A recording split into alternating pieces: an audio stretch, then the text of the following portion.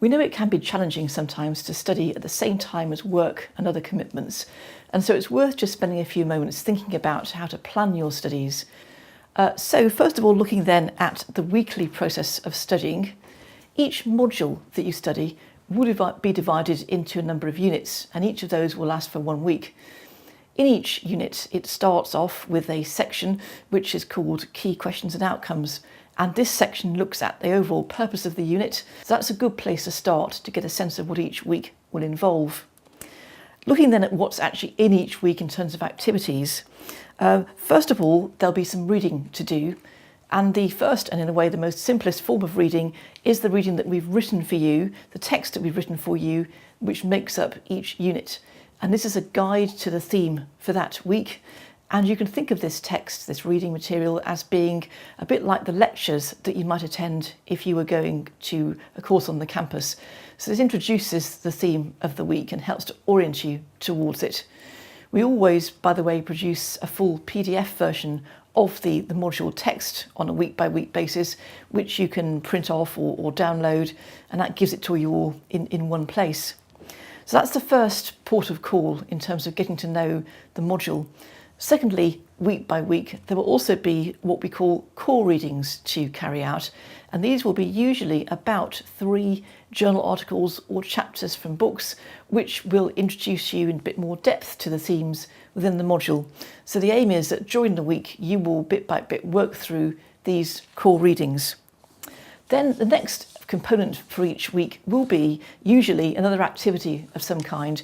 In some weeks, this will be a group activity where you'll be working or discussing with your fellow students in your tutorial group led by a tutor.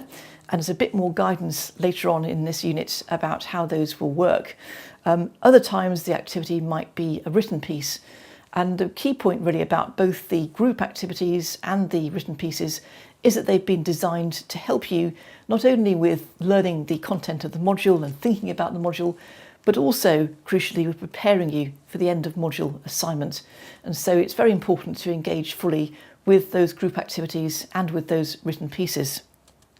So that's how the weekly study process will work.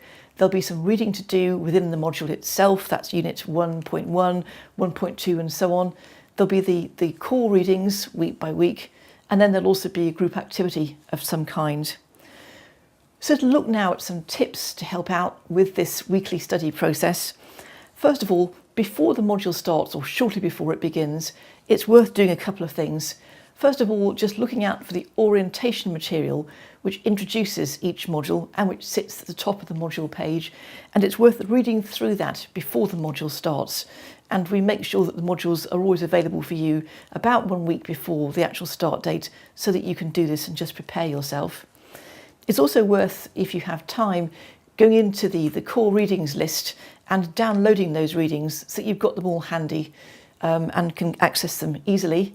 And it's also useful, if you've got time, to just before the module starts, have a very quick look at the text for Unit 1 and just familiarise yourself with that so that you can start becoming familiar with the content of the first week.